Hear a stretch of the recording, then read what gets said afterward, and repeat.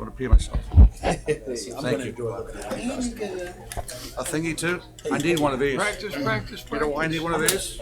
Remember when you were in school? It was a yardstick. It was It wood. was a yardstick. Okay. If you have any questions, email me, call me. I will thank you so much for all. Right there. This is your card? Is there. There's a couple of your cards in case you're trying to stand. In the back is a notepad. Wow, look at If you this. have specific questions. Wow. I'm living large. Thank you so much. Appreciate it. I just said that. Dude, what a coincidence. Zip it up and then it works like a suitcase. How we doing on time? Madam Mayor, it's 6 o'clock and we're live. It's not 6 o'clock in my world for return. It is. Good evening, everyone. I'd like to call this Tuesday, July 25th City Commission work session to order and ask the clerk to call the roll, please. Mayor Pam Triolo, Here? Vice Mayor Scott Maxwell, Here. Commissioner Omari Hardy, Here. Commissioner Andy Amoroso, Here. Commissioner Herman Robinson. If everyone would please rise for the pledge, led by Commissioner Robinson.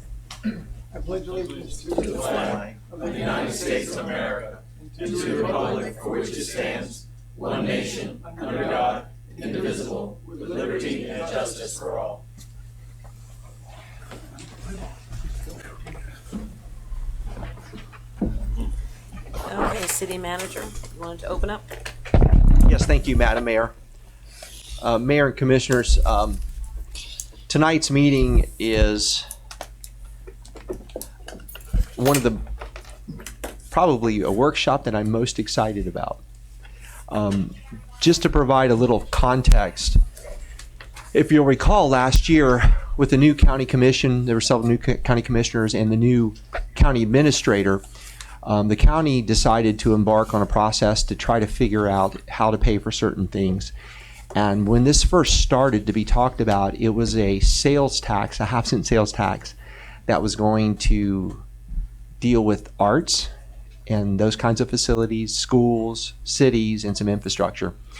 And while all that was evolving, which was, if you'll recall, sort of a controversial conversation that the county was having about how to go about what the ballot should really say, we were immersed in our own ballot issue, which was the neighborhood road program. And following on the heels of the previous ballot issue, we had $40 million ballot issue to fix our streets. And that was really our focus in many ways. And while we really looked at and paid attention to what was happening with the county sales tax, our first love, so to speak, was that ballot issue. Well, fast forward into November, both of them passed. And so we were able to really look at this and say, you know, we're going to be able to take care of the worst roads in the city of Lake Worth. And there's now this potentially pot of money out there from sales tax that we could look at doing some other things in infrastructure. And we haven't had a public discussion with the policy board really about what do you want to see as projects within that sales tax pot of money. And we'll go into some of the details about the legalities and what the amounts of revenues are. But for tonight's meeting, since this is our really first time going at this, and I've had the privilege of meeting with each of you one-on-one to try to ask you what your concepts were, what you felt were a personal priority as a representative of the citizens of the city. So we kind of had a good idea of where everybody's head was in the list that we're going to be discussing. But it's not a complete list. There may be something else that you may want to add in for consideration. And we have the legal experts here if it's something that seems to be a little too blue sky that may or may not fit the legal definition. But, you know, we can have those conversations. But for the most part, what we're really looking for as the goal of this meeting to try to keep everybody corralled and on focus is... I'm sorry to interrupt you. Yes. Can we get the presentation down here? We don't have the... Oh, they're sitting in... Herman, do you have them all? No. This is just mine. Okay. Thanks.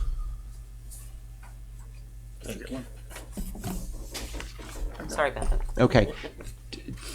what we're looking for out of this meeting is not to get too drilled down on specifics at this point. We realize there's going to be differences of opinions on maybe what should be included in this list, but we would like to try to get to a list. I think at this meeting, if we get too in the details of the mechanics of each one of these concepts at this meeting, it'll probably go off the rails. So we're looking for some consensus on what the list should include at this point. And there may be a couple of the projects in the discussion that may be further along than others. Some projects may require a lot of additional groundwork to actually get you those details and specifics so that you can then weigh it out and make a decision and give us further direction. So right now, at this point, we're hoping to get to some sense of consensus on the project list and maybe have a couple of discussions about the individual projects. So if we can do that tonight, that'll be phenomenal. So with that, I want to go ahead and turn this over to Juan Ruiz, the Assistant City Manager, who's the project overseer of the sales tax projects. So with that, Juan. Okay. Madam Mayor, Commissioners, thank you. Juan Ruiz, Assistant City Manager for the record. Give it a second, get the presentation up. Contact me. He's supposed to put it up for you. Is he listening? There he is. There we go. There we go. Have to talk to the man in the booth.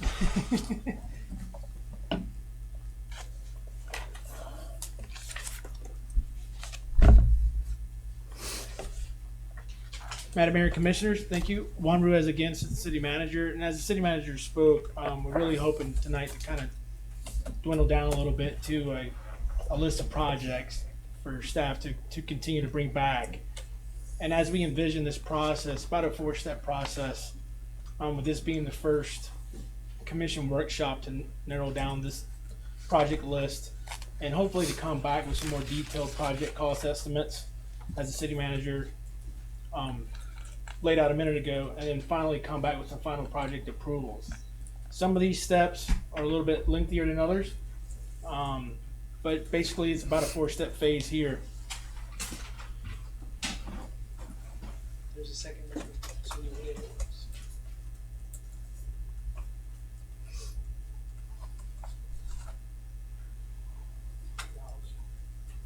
What I want to run you through is just a couple quick slides to talk about the definition and the intent based off the ballot language for the use of the surtax dollars.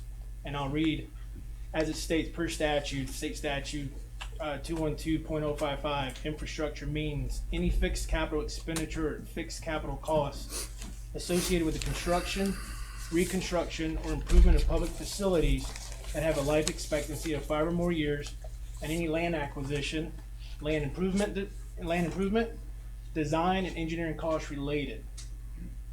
We need to pay really close attention to this definition as laid out by the state statute as it compares to the actual ballot language.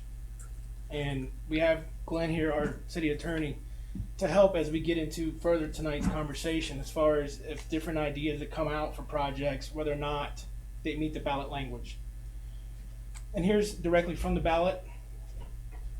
To enhance education by improving district-owned school buildings, equipment, technology, and security, purchase school buses, public safety vehicles and equipment,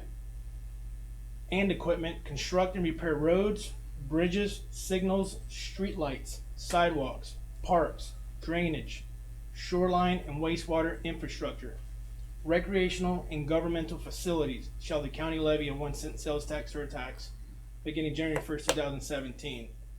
This language from the ballot is really what we need to refer back to as a body as you go through conversations if the list that we've heard from our one-on-one conversations begins to expand.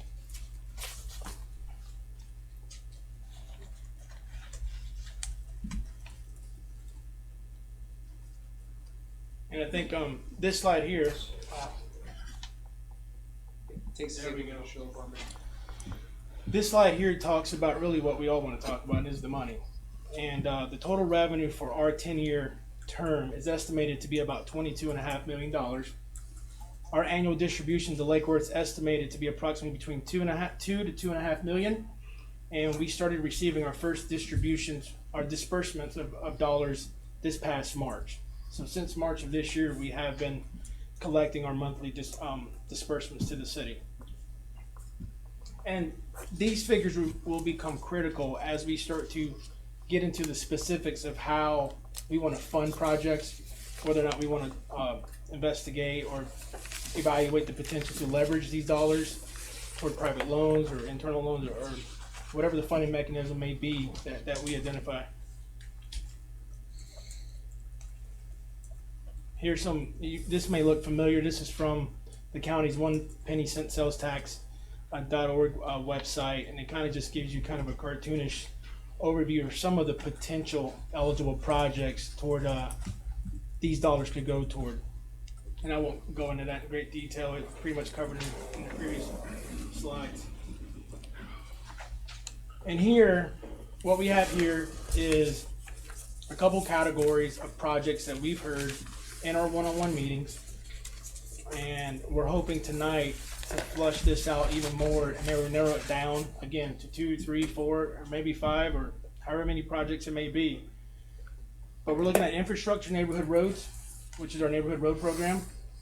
We have infrastructure facilities as a category, downtown parking garage, the Lakewood Beach Complex master plan to include parking possibly, and aquatics possibly, or finishing the casino building as we call that, or a one-stop shop city hall. Infrastructure utilities, there's potential conversations about doing some funding possibly with infrastructure and the utility component as it relates to the SIMRIC project. And then other potential projects that we've heard in our one-on-ones, things as similar as solar-powered school crossing signs, the removal of the Spillway Park fishing pier, potentially and park improvement amenities.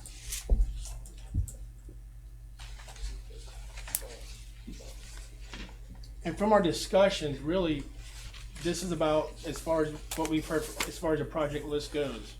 So at this point, really what I'd like to do is open up the floor for some conversation, and we'll go from there. Commissioner Hurley? Sure. Thanks for putting this presentation together and for doing the research. I know Glenn, your firm has been doing the research to see what qualifies and what doesn't.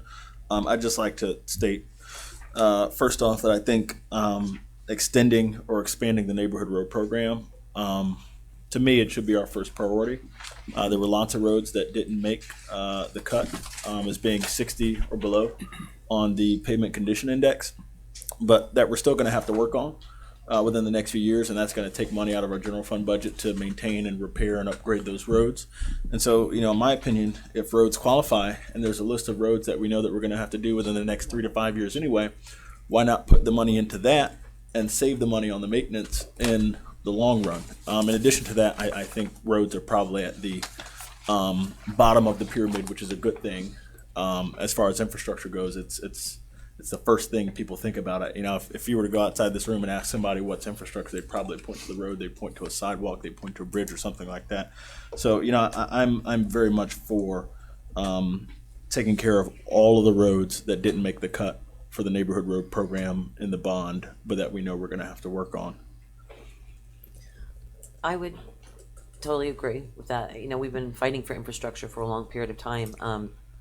One thing that was constantly a question to me was, there was a lot of homes that were originally on the to be included that eventually got moved out of the category, that were kind of on the fringe or whatever.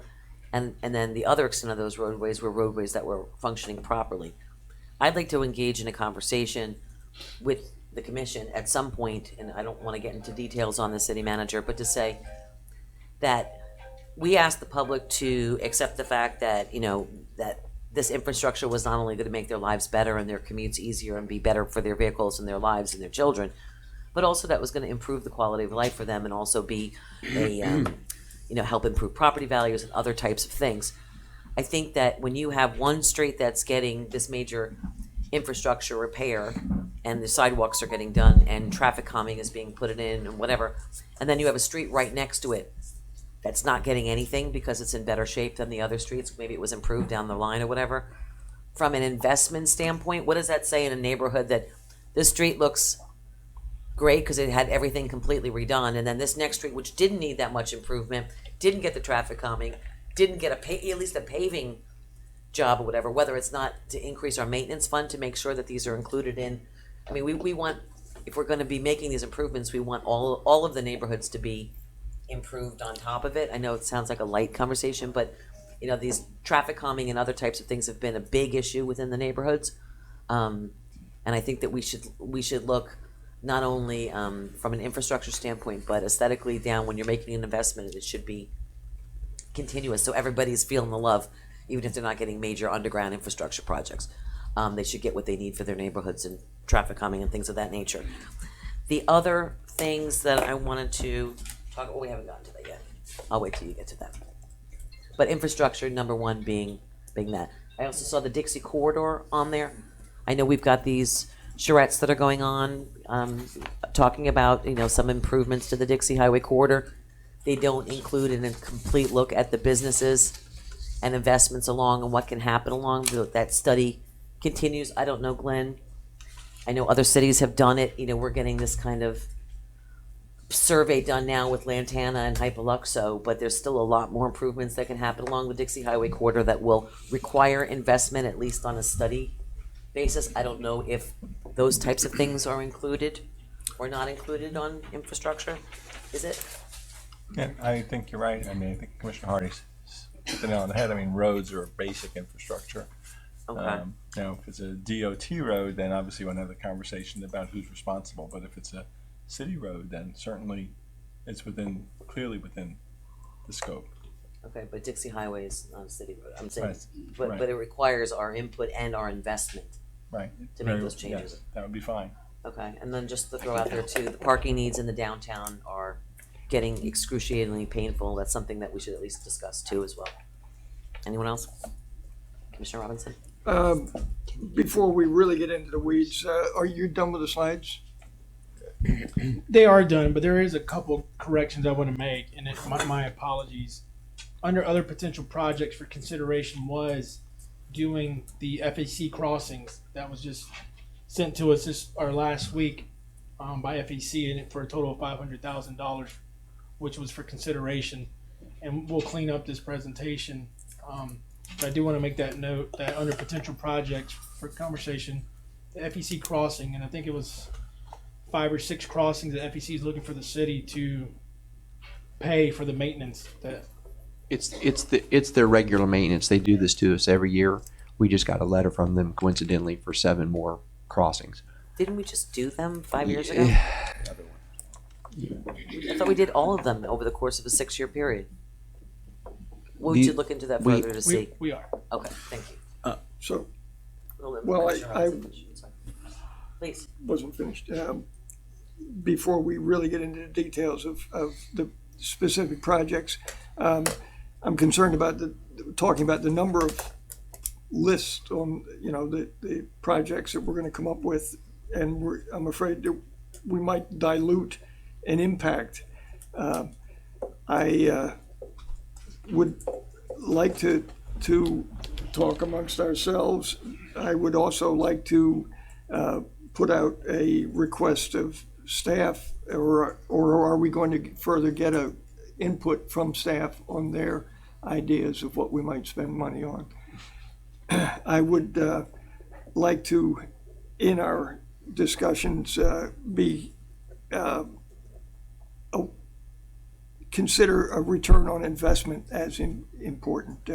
Some of the things mentioned already tonight, railroad and roads, are an ongoing budget item, and those we should be budgeting for and making plans to maintain. The bond did cover improved maintenance. So I look at this money from above as an opportunity to do something that we wouldn't be normally doing. Okay. Commissioner Hardy? Yeah, just 2 things, and I'll address what Herman said. There were 2 projects on the list here that I believe we had discussed in our weekly reviews that didn't qualify, Dixie Highway beautification, Right.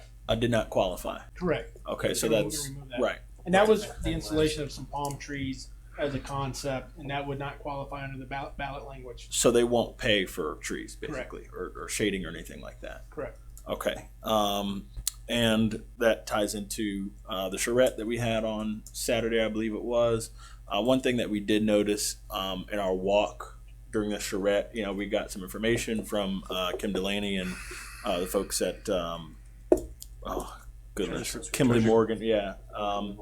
And after we got that information, we basically took a walk from the arts building up to the other side of Dixie, down to Second and back. And what we noticed along with Richard Stowe was basically that there were lots of opportunities to plant trees and other shading structures, which of course enhance the walkability and the beauty of Dixie Highway. And that was something that we were interested in, basically taking a look at Dixie Highway and see where can there be trees that there aren't, and can the city invest in that? So basically, the penny sales tax can't. And what was the rationale for that? I was. It's not City considered attorney? infrastructure.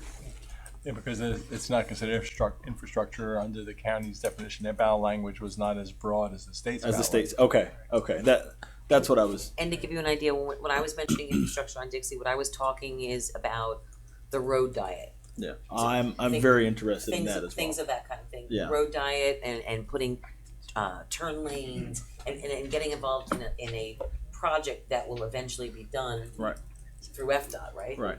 Through FDOT, but are getting the actual paperwork done so we can get moving forward. And that was something that we discussed as well. And I think perhaps in the future we should have the conversation about what we want Dixie Highway to look like and how we can help businesses along Dixie Highway. The other thing is, am I right in that the FEC crossings are $75,000 a piece? That's almost $500,000 if there are 6 of them. Okay. And then the last thing is, how do we think about making this investment? And I do like, as the city manager says, twofers. Right, so twofers or And threefers. threefers. Right, so if we can make an investment that has other impacts, I'm all for it. And so basically, one thing that I think is really good about this, we have things that come out of our budget or things that grants fund, whether it's to take an example, we have unpaved roads here in the city. There are about 2.5 miles left of unpaved roads here in the city. Some of them are in my district, some of them are in Commissioner Maxwell's district, some of them are in Herman's district as well. We've been funding these greenways, right? When we convert these unpaved roads into greenways or linear parks, we've been funding that with CDBG money. One of the opportunities that I think we have is to both take care of these unpaved roads, to turn them into linear parks or one-way streets or what have you, and then that.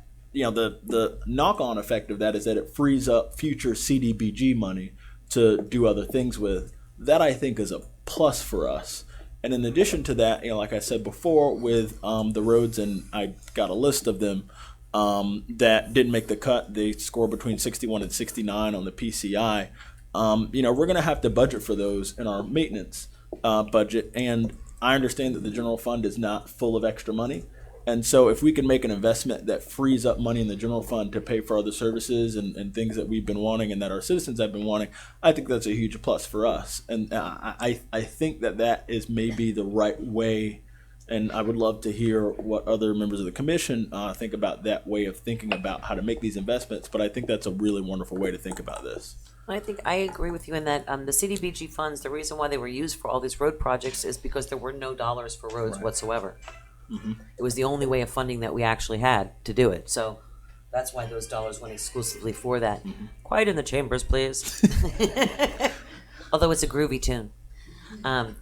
Anyway, that was the only form that we had. So, freeing it up to do other types of projects would be exciting for us. I know that a lot of projects have been done and funded through them in the past, but yeah, that just for clarification, it's because it was the only funding we had to fix a road. Commissioner Amoroso?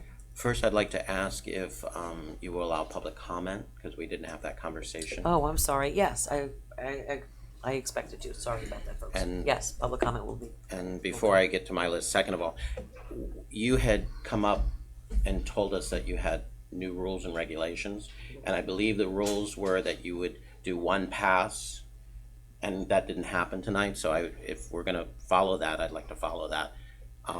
Please? Yeah, it was actually just in a workshop format. It's different than a regular meeting, but I'd be more than happy to follow it. Okay, if Yep. we could get everybody one pass before we start conversation, please, Sure. thank you. I had only seen one hand. I didn't see any hands, so. Okay, I was up. If I had to pick my first 4 projects, Spillway Park, removal of the pier would be first, because we in essence have really obligated to that. It's a piece of derelict property that's been sitting there that should have been removed a long time ago. It's a hazard, and if there's any future growth there, that would have to be done, so that would be my first choice. My second choice would be a parking garage downtown, and let me tell you why. We've already identified that the beach parking makes about $1.6 million. And every budget cycle, we struggle with a future revenue source. So by putting parking downtown, not only are you going to help the downtown merchants and move that street parking into a parking garage, you have the ability to generate future revenue. You also have the ability to get creative with maybe some retail, with solar on the top of the building, with charging stations for chargeable cars. That seems to be going. Autonomous vehicles are coming up. So that moves us into the next piece of what should be our downtown. The third would be our Lake Worth Beach complex and master plan. We've gone around and around with what to do with the casino, the building, the pool, and we keep coming back to no funding. We could also get creative, put additional parking. We hear from our residents that they'd like more resident parking up there. We know that an additional parking at the beach could bring us future revenue, therefore, future budget. Fourth would be the Cimmerick project, because it's one of the first things going on in the area like it, and we have the ability to put ourselves on the map and more of a destination. The way I look at it is the bond is a 4-year program. We've got a certain amount of money to do the roads and streets. The penny sales tax is up to a 10-year project. Right now, it's about $2.5 million, $2 million. With all the new housing development, with all the new growth that we have coming, those numbers, in my opinion, will go up. So let's do the roads. Let's do some other aggressive, fun, exciting, new things that could possibly bring us future revenue, and then circle back around and look at what streets need to be done, what we can continue to fund with either more of the penny sales tax or the CDGB funds. Vice Mayor, did you have anything? I did. Thank you, Madam Mayor. I've heard a couple of things this evening, a couple of terms used like investment and found money and some of these other terms. And I'm going to incorporate that into my comments here. First of all, as you all know, I've been, for the best part of 20 years, been screaming about infrastructure and new roads. And we're finally at that point that we have that opportunity. And I'm truly pleased that we've got the bond money working for us right now, and an additional opportunity with the half-penny sales tax. I believe that as far as the half-penny sales tax is concerned, we really should focus on doing as many roads as we possibly can. I think that we really need to take a step back, though, and ask staff to come to us and say, the roads that didn't make the list, what are the really, really bad ones of that new bucket that's left over? So rather than us just say, well, let's just do roads, maybe we can prioritize the ones that didn't make the cut and say, look, there's some ones that really, really need this. And then we might be able to have some flexibility with getting some of these other things that are on our wish list or desires done with the additional funding. My priorities beyond that would be, let's see here. Number 2, I didn't see Boutwell Road or the Park of Commerce on this list. And, the governor has not been terribly cooperative with us, and it is imperative that we, have a real strong plan to get that situation remedied so we can get some trucks in and out of Boutwell Road, so some of these folks who've already invested their money can start to see a return on their investment, and we can start seeing job creation in the Park of Commerce, which is good for everyone. The next item of priority for me would be a parking garage with a caveat. You know, the city manager and I have talked for the best part of 2 years about creating what I would call a parking system. If we could come up with a way to figure out how to fix the doggone beach financially, that we should somehow incorporate a potential new parking facility at the beach, along with a new parking garage downtown, and actually create a parking authority of some sort to try to leverage the funds, the revenues generated by parking at the beach to help us with the revenue. As far as the FEC crossing is concerned, you know, that is a burden that we have to deal with every year. I really would hate to squander this opportunity with half-penny sales tax on something that is a legacy issue that we're going to be dealing with on a regular basis. I think it would be foolish for us to take this newfound money, so to speak, and apply it to an ongoing expense, which is in essence what this FEC obligation is to us. And finally, I'm going to wrap this all up by a slightly different concept here and tie together some of the words and the phrases I had earlier. You know, it occurs to me that we have a unique opportunity here. It is not uncommon for municipalities and local government agencies to, when necessary, go out and acquire land for the purposes of, you know, realizing whatever that agency wants to be when they grow up in terms of redevelopment or economic development. So in terms of economic development, the question I want to throw to the city attorney is, within the language of the state statute, within the language of our ballot language, within the language of the ballot language for the half-penny sales tax, do we have opportunities? Do we have opportunities to possibly consider acquiring land in different parts of the city that would be advantageous to the city to make available for investors to come in and do what we want them to do with the project, as opposed to us saying, okay, let's, you know, you've got this piece of land on North Dixie Highway that owner A owns, and we don't know what, if that ever is going to be on that, and what the new owner may want to put on that. In other words, we go out and say we want that land because we want to see, you know, this, and we market that, so we get exactly what we're looking for in terms of our economic development needs. So that's the first question I have. If and the language provides us that opportunity, if it does, then I think we need to leverage some of this money, maybe for the purpose of mortgaging, you know, some land that we would, you know, put out on the market and say, look, we want this piece of land to be this. And if there's somebody out there interested in putting this in, then it's a win-win for everybody. It puts the city, gives the city what they wanted in the first place, and as opposed to waiting for the market to try to come in and do that for us. If we cannot do that, then the question becomes, do we have an appetite for considering that concept going forward as a commission, as a policy? And if so, do we have opportunities in our other funds, the general fund, et cetera, with projects that are currently being funded that we could use half-penny sales tax to fund those infrastructure issues, the direct, you know, based on the ballot language, and essentially you're swapping the funds. So that's the question I have, because I see a huge opportunity here for economic development. And the last comment I want to make about CDBG, and I think Commissioner Hardy had brought this up. Yes, we've had to pour essentially every penny we've had into trying to you know, give folks a paved road that they didn't have for 100 years, or some semblance of quality of life for some of our neighborhoods in my district and in your district. Going forward, though, I agree that we probably should be focusing the CDBG funding on other projects. For example, license plate readers and things we can do to help address some of our crime issues. You know, even though our crime continues to go down year over year over the previous year since the sheriff's office has been here, we still have some work to do, and there's some tools out there that I think that we can employ that will help us get there.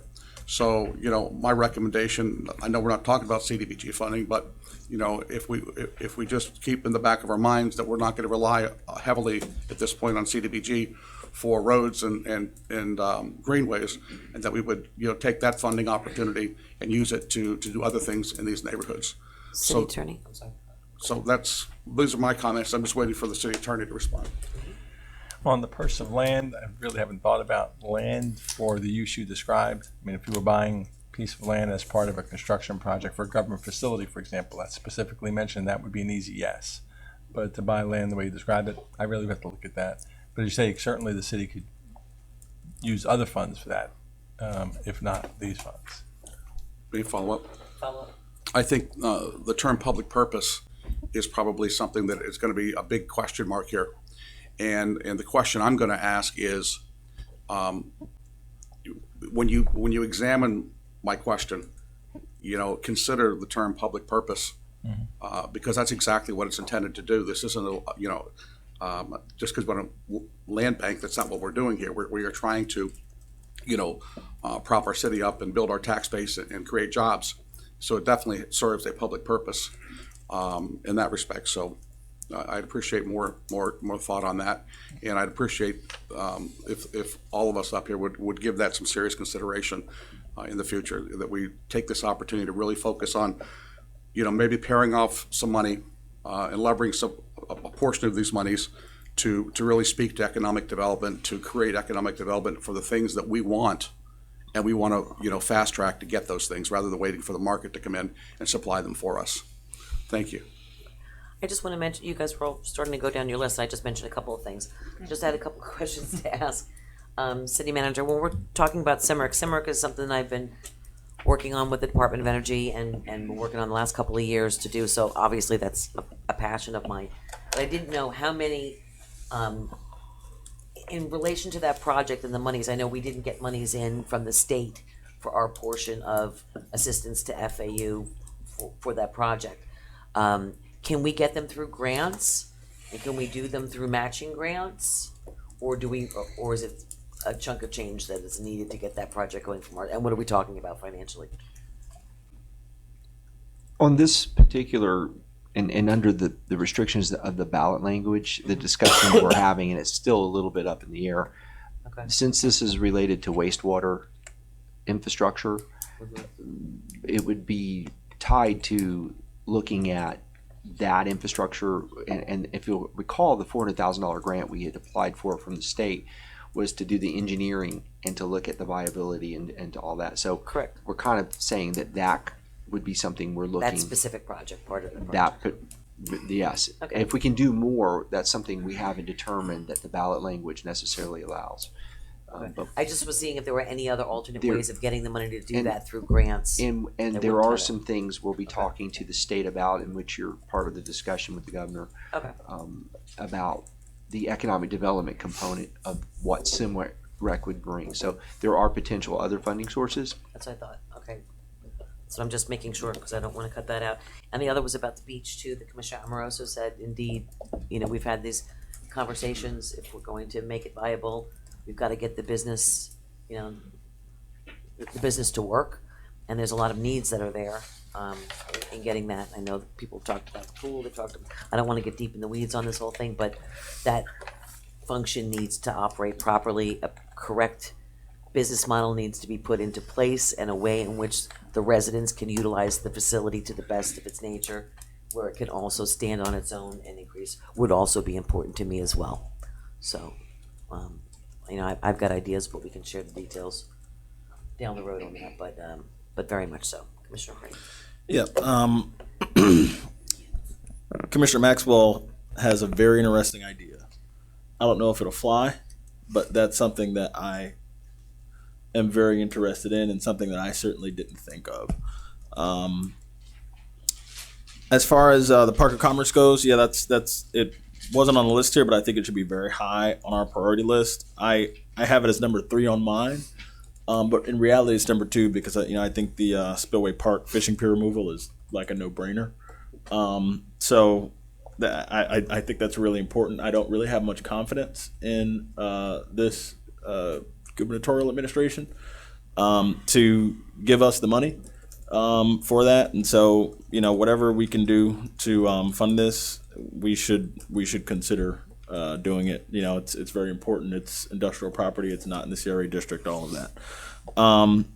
The other thing is, and I've had discussions with folks at the county about this, and I've been kind of studying this issue on my own. The CDBG opportunity that we might be able to generate if we're freeing up future CDBG funds to use for other things. I think we should have a conversation about what then we should be spending our CDBG money on. I think that conversation should be had, up here on this dais at some point if we decide to go that route with the unpaved roads. But I do think there's a strong case for paving those roads now as opposed to later, because we're going to be waiting cycle after cycle, to get that grant money. It could be years, down the line by the time we finish all that. And I don't think we should wait if we don't have to.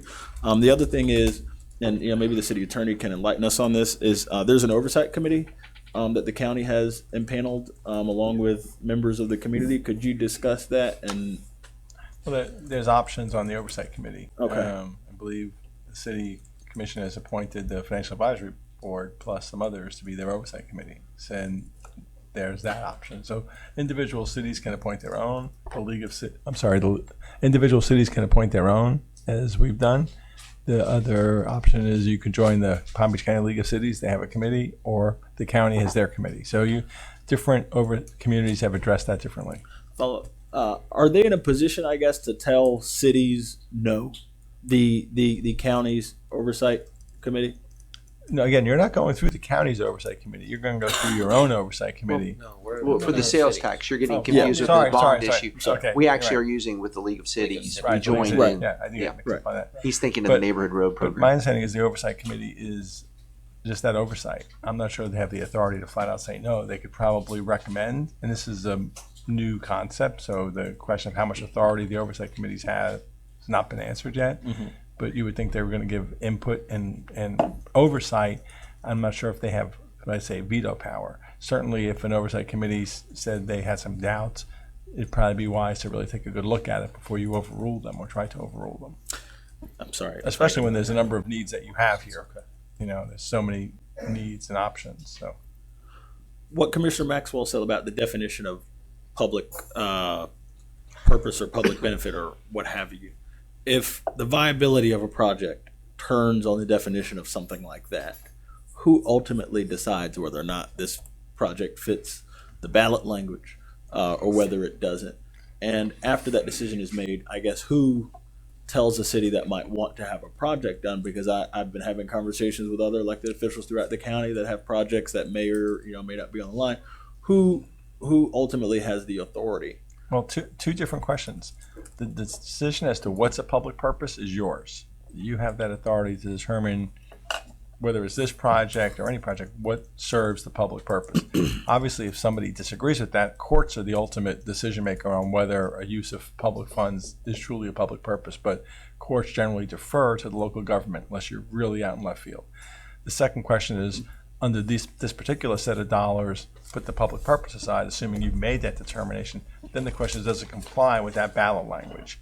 So obviously, we should be your first line of defense. If we think that it's not, I'm going to tell you it's not. You can overrule me. My job is to give you advice. Obviously, the client always makes the decision. So we're your first line of defense, and we're going to be somewhat conservative to make sure you're within the bounds of the ballot language. I would assume that if you were to try to spend money that I believe was appropriate, you believe was appropriate, and the county, whether it's the clerk of the court, for example, who's the custodian of the funds, or whether it's the county attorney or the county commission, were to say, no, we don't, then we're basically set up for a showdown. You'd set up a situation where you first have some conversations with them, try to work through it, and ultimately, if you can't agree, again, court is always the ultimate solution where you really don't want to be on something like this. Commissioner Robinson? I have two things I wanted to go down my list. I also wanted to talk about the budgeting process that we're supposed to be on top of in terms of roads. We're never going to be done with roads. We can finish them all tomorrow, and next week we will have to start talking about repairing roads again. That's an ongoing budget item. I'm thought we were hopefully going to talk about a wise use of money that we didn't have before, and that will give us a return on quality of life, a break even in terms of a cost factor. we haven't had a whole lot of discussion on the completion of our beach complex. And I would put that at the top of my list in terms of using this money. I wanted to, hopefully we'll talk about leverage, if the possibility of just leveraging this money to get more money, because some of these projects are going to be larger than $2 million. And I don't know if you've had, city manager, have had a conversation with staff in terms of their needs above and beyond the regular budget. And I, at some point, I think responsibly, we should hear if there are any. But the beach complex needs to be done because we haven't done it. We know it has to be done. We haven't talked about it. We need to talk about it in terms of this new money. And so I put that absolutely at the top of my list. We have a community that I think wants it done. And that's an ongoing thing. We have an opportunity to provide the community with an asset that is going to return pride in our community. And I want to spend the most amount of this money on the beach. Roads, I could compromise on spending some money on roads, but the beach complex is at the top of my list. Commissioner Mercer? I just wanted to comment on the land acquisition. If I heard the city manager, I don't know that, or the city attorney, I don't know that you really got into it, but what I think I'm hearing is the penny sales tax really isn't for land acquisition. However, we could, use, and I know other cities are doing it, they're moving money into other projects and then buying, because, I personally think land acquisition should have happened years ago. A lot of the other cities, Lantana, Boynton, they are putting money back into their general fund because they own so much land and they're selling off to Wawa and other, and we just don't have that. Years ago with the CRA, we bought 1000 Lake, knowing that at some point, and now it's 6-7 years later, that we were going to do something on the west side, and we wanted to make sure we kept that in our hands so we had the ability to move forward with something. So I agree with the land acquisition, and I think that's something we should probably look at, down the road, if that's something we can make happen. City Attorney? And let me just clarify. Again, you have to go back to the language in the ballot language. And the ballot language, when it gets past the schools and it talks about, other than schools, the first words are equip, construct, and repair. And then it gives a long list of things. It doesn't say acquire land. Correct. So depending on how strict, now I think you can stretch that to say where it talks about recreation and government facilities. If you're acquiring land for a city hall, that's a maybe, but I'm not sure acquiring land for, if I answered the vice mayor correctly, is going to pass muster with this money. But certainly, as you said, you can reallocate your resources. And if you were going to spend X dollars on this project, streetlights, just to pick one, and instead you're going to take that money from streetlights and put it into land acquisition, you can certainly do that. That's part of your budgeting process. You can always reallocate your resources. Here's a question I have for you, I guess it's hard to say, when it comes to infrastructure, it's hard to tell now with the bond and with everything else, and where we're going. Yes, we added money towards maintenance. To have, we need to have a discussion about where our maintenance funds go now and next. We know we've finally done an accurate, assessment of our roadways, and we know when things are going to fail. And yes, those items that are next on the agenda that we know are going to happen. But at some point, we're going to need to have a proper maintenance fund that will fix all the things that we were anticipating to happen on the roadways. We're getting caught up now with this because we were 50 to 100 years behind. But eventually, our maintenance plan should reflect the needs that we see coming, just like we do in electric utilities and water utilities and everything else. Right now is the catch up. But at what point does it become? The only reason I mentioned that one part of the $40 million was to say, because I know that we had gone to a certain PCI index and then backed off that PCI index. So that piece in the middle there was sort of where we know those roads are going to fail in the next one, and some of them actually are already from when we actually took some of those tests and soil samples and all that. Some of those roads that we didn't anticipate failing are already failing. So in that frame, I'm comfortable with. But again, the conversation has to happen to what does our maintenance budget look like in the future, and does it address all those things that I mentioned, like paving and this and that? Are we attacking that so that we're being proactive in it and we don't ever end up in a situation like this again? That's one. And I think I want to look at ailing structures, ailing business. 6 years ago when I got here, the then city manager was looking at creating a whole new public works facility. We were looking at how many millions of dollars was it to build a whole new public works, because they're working in trailers and the building is falling apart. And let's look at the realistic. The beach to me is a failing business project. The pool needs to be attended to. We need to get that thing open. We need to, get things happening there and fill in the blanks for the pieces and stuff so that we have a functioning operation. I like what Commissioner Amoroso said was, let's look at what's failing, not a wish list, so to speak, but to say, hey, let's look let's look at what's failing and fix them so that they can be productive in the future and provide a value, have a return on investment for our community and for our residents.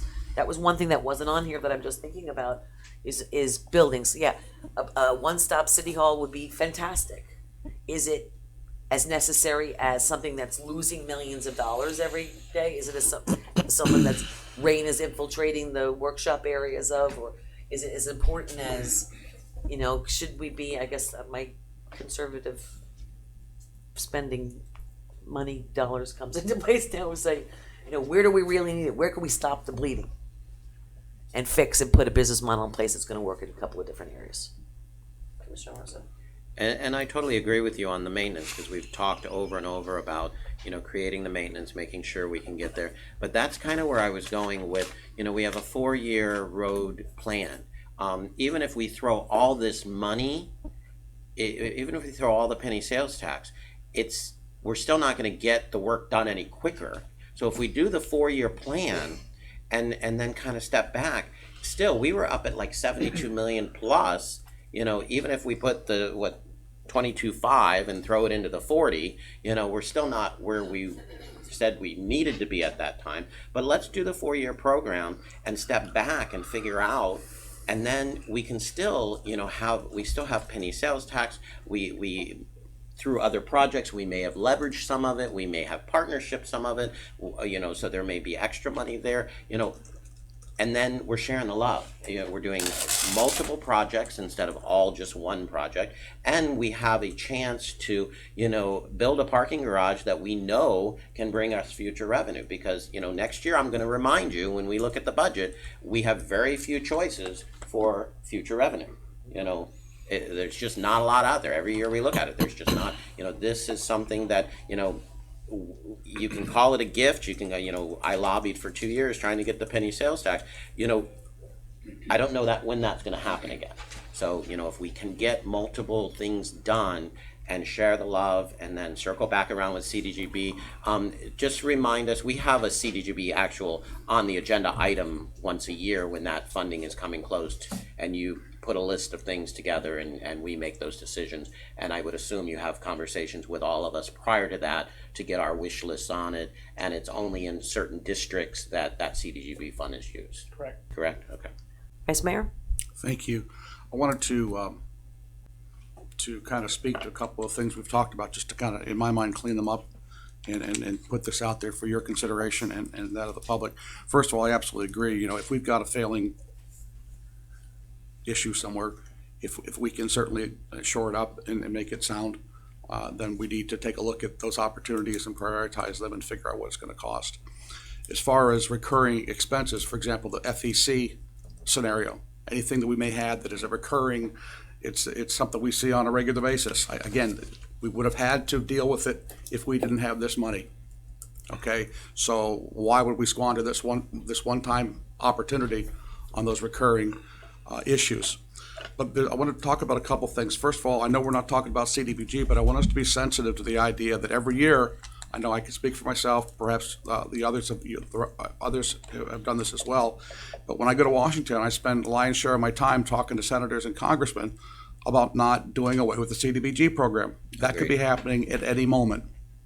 So we really need to be sensitive to that with respect to, as I suggested earlier, perhaps we do some other things with that CDBG money short term, because it may not be here in a couple of years. Who knows what the heck's going to happen with CDBG funding.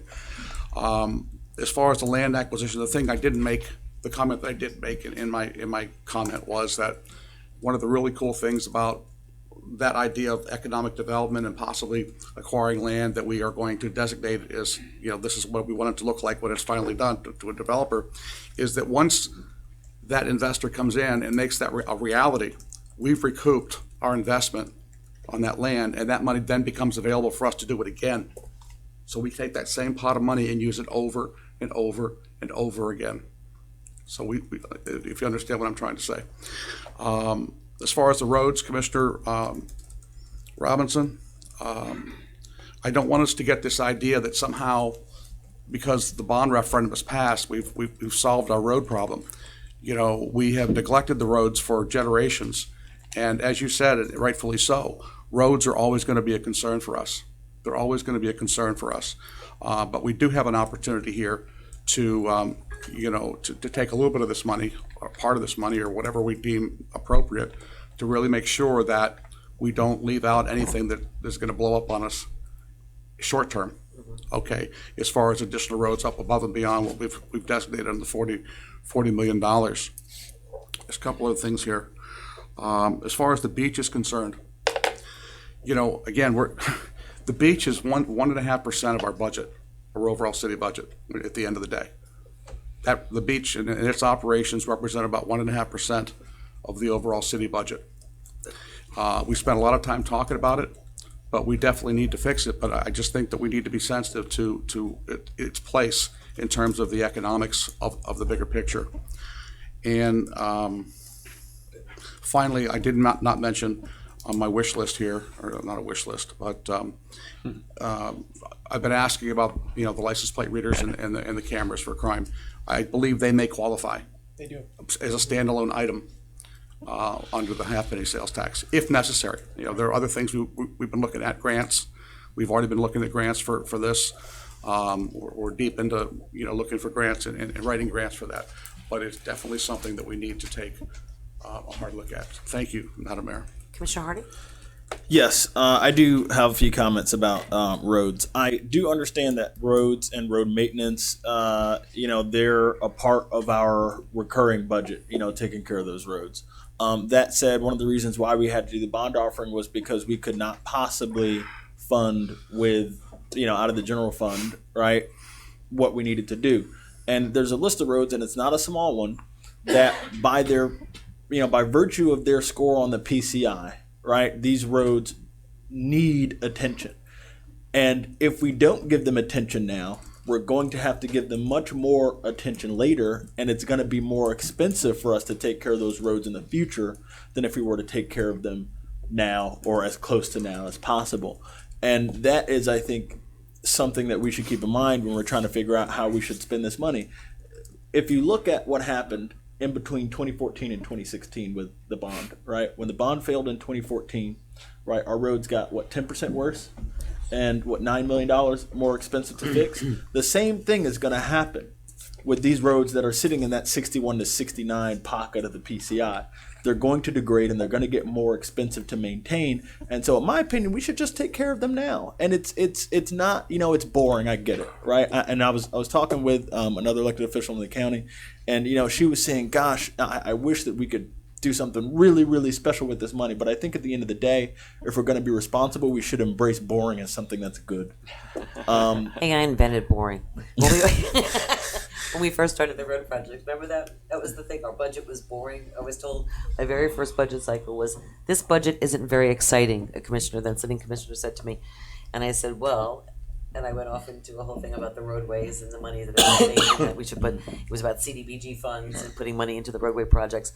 And I agree. I think what I said before was exactly what you're saying. That little bit of percentage points right now is going to be the only piece that's probably immediate and differentiating between what's going to need assistance really quickly. Right. And eventually we can build the rest of them higher than that into Right. our road maintenance. And I think we would be safe and sound in that. And I've been having this conversation with the city manager along with Jamie. But when we talk about how can we figure out what our future road maintenance needs are going to be, there's a software program that we use called Micropaver. Yes, sir. And basically you put in the condition of your roads, and it tells you what you need to do and how much that's going to cost and over what period of time you need to do this work, right? And so basically what I asked for from staff was basically, can you put into the system what our roadway system would be like in terms of their PCI once we finish the neighborhood road program, and that would tell us what our maintenance budget is going to be going forward. And then if in addition to that, if we could put in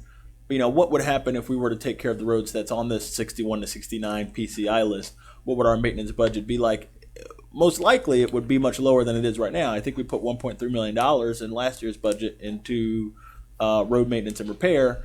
If we could save money in the general fund by investing in these roads now, I think that's better for us overall, because basically if we're reducing our maintenance budget, right, what we're saying is we're freeing up money that has more available uses, right, and we're doing that by using this money that's very restricted, right? So we take a restricted pot of money, we invest it in something that frees up money that we can use for a wider array of purposes.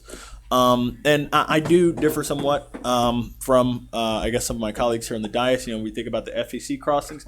It is a recurring expense. We would have had to take care of it anyway. But the way that I'm thinking about it, if we can again use a pot of money that is more or less restricted for this, we essentially free up money that's less restricted, right? So that $450,000 or whatever it is that we'd spend on 5 or 6 railway crossings, right? We take that out of the general fund. We could spend that on anything, but we can't spend this penny sales tax on anything.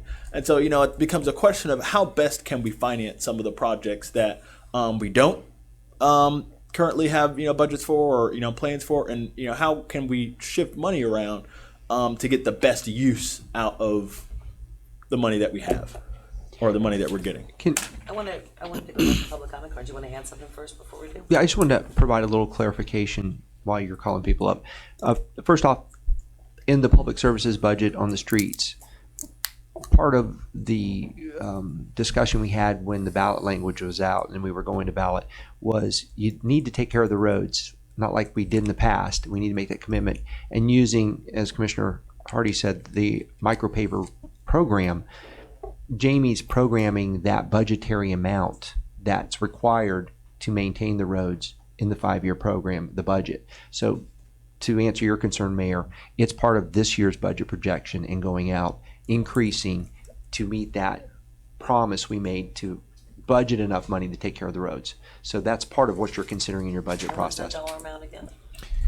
You would ask me, and I don't want to We'll flub it, talk about that out but loud. it's ramping up. We can't do it all at once, but it's ramping up over the next 5 years. And secondly, some of the discussion about the Spillway Park Pier, the FEC crossing, and I appreciate the thought that it would free up money to be used for other purposes. Right now, in the budgetary crunch we're having on the general fund, it's actually probably going to keep us from cutting something. So Sure. I want to put a little bit of a different light on that. And that's why we felt comfortable bringing those forward as a one-time request. I just wanted to add that, Mayor. Mr. Robinson? Before we go too far into this Spillway Pier, is there any conversation with this Blue Way Trail people to incorporate that? I mean, are we negotiating any? It's hard. Madam Mayor? Well, The- but the- so is our side of the, well, The pier in particular, if you've seen it, it's destroyed. It's sitting there, seen it. and the relationship with the South Florida Water Management District and the city is requiring us to remove that pier. It has nothing in any way, shape, or form to do with the Blue Way. It's a totally apart and separate. There is no money in the Blue Way pot. That's a discussion that's going forward. So we're getting actually a lot of heat, and we have for a while now, to get rid of it because it's such a hazard, and people are climbing on it and using it, and we're being pushed by the Water Management District to remove it, and rightfully so. And have we looked at their budget? I mean, is there any maintenance or any consideration? If it was in their up to budget? them, they wouldn't want you to have a pier there. They are in the business of moving water. And so it's our responsibility to maintain it and keep it, remove it, install it, is the way they view it, Commissioner. It's down on my list. Commissioner Emerson?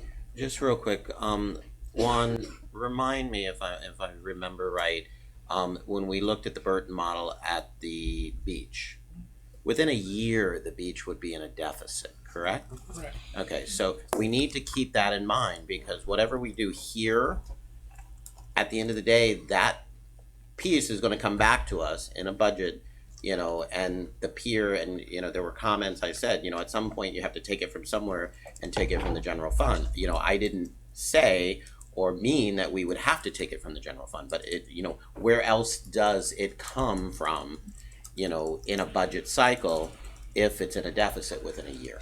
So, and that's what I keep trying to, you know, we keep going back to, we don't have revenue sources. And, you know, right now, parking, future parking facilities or parking, and raising parking fees at the beach has been the only thing that has come up anywhere as future parking revenues. So, you know, I'm just trying to, you know, put everything, because, you know, we'll circle back around and have that conversation about the beach. And again, within a year, if we don't do something, the funding won't be there. The business model needs to Correct. change. That- Well, and that's part of, you Agreed. know, could be. And if I may to follow up, Commissioner Amoroso, August 8th, we'll be bringing back another budget workshop. And I'm pretty sure we'll be talking about the beach fund again at that point in time. We need to. Commissioner Harding? Good. Yes, I guess two things, one on parking, one on the beach. The first thing about parking is that, you know, I certainly support the idea right now of a parking structure, something to help us better manage the downtown parking, because it is an issue, and it's not just an issue for the downtown businesses, which of course we should care about, but it's also an issue for the residents who live in or near or around downtown. Every time there's any kind of event here in the city, they have the bad experience, right, of basically having to accommodate the fact that we don't have good parking at the beach. So we have people parking in front of their house to go to the street painting festival or to go to this one, that one, and we're talking about 5-6 blocks sometimes north and south of the beach. That's the situation that we're in. I do think that whatever we do with parking should be obviously subject to a study, and we should be asking somebody to tell us to give us a real justification other than the gut feeling that we have about why we should have parking there. And I think that study should also take into account, or obviously there's a cost to encouraging people to use cars. I don't know how else to say it, but basically density and parking spaces, they're at odds with each other, right? And we want more density, and we do want to encourage people to be pedestrians and use public transit and to use bicycles and things like that. And so I think that should also be a part of our consideration. But it does appear that we need parking. The other thing is at the beach. I don't view, I guess, the beach as an investment problem per se. I view it as a recurring expenses problem. And so until, in my opinion, we have identified a solution that we're reasonably confident that we can do something to address the recurring piece, we should hold off on investing this pot of money at the beach, because we have other issues and other needs until we address that recurring piece. Commissioner Emerson?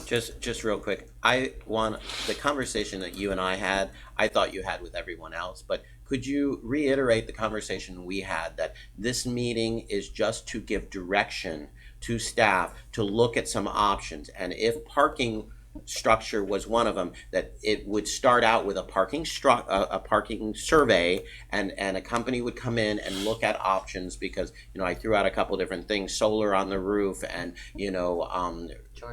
charging stations and meters downtown, and what the whole piece would look like if any of that came into play. So I thought that conversation was had with everyone, but That's correct. okay, so, this is just a directional meeting. These are 3 or 4 topics we want staff to look at, and then those options and studies and all that would come back to us. Okay. And it is, if I may, Madam Mayor, it's been a healthy dialogue. And what I wanted to get out of this meeting was obviously to have an open dialogue amongst the body, and it's varied as we anticipated from one end to the other. No. But I do want to leave tonight with some sense of a shorter list to bring back more details within that investment conversation, that final conversation can be had as far as where we want to go with this pot of money as far as what projects. So Follow Follow up. So my suggestion, after we listen to the public, is maybe reiterate our top 4 choices, so staff, clearly, hears what's coming from the dais. and if I may, so far, if I had to call this halftime, Yeah. Based on just conversation back and forth, what I'm hearing is roads, our neighborhood road program in some form or fashion, park of commerce, number 2, all right, parking garage, and beach are our top 4. Now, obviously, there's this list could grow to 10 or 11 fairly easy, but right now, as far as for halftime conversation, that's what I'm hearing. But I encourage to continue with the dialogue. And I would agree with your assessment. Now let's go to the studio audience and find out what they have to say. Madam Mayor, just one Vice quick Mayor. comment. Okay. I think you got a collective yes on that. I would just ask, I didn't agree. well, you don't agree with anything. One at a time, please. I would just ask for consideration that we keep in the back of our minds that we maybe have another conversation going forward about the concept of economic development, how we might be able to move down that path by supplanting some things from the general fund going forward. I'm not saying as it relates to the half penny sales tax, but the concept of that we retain and have conversations about in the future, so we can start figuring out how to. And this goes back to, if you remember correctly, I know Commissioner Amoroso and Vice Mayor will know too, when we used to have our visioning sessions. We talked about priorities, we talked about things, and we've moved away from that.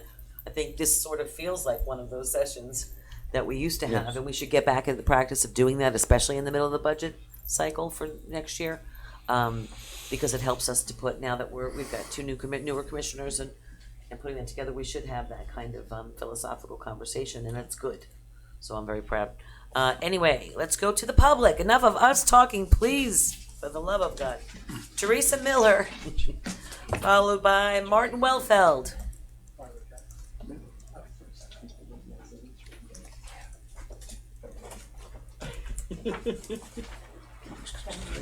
Hi, thank you.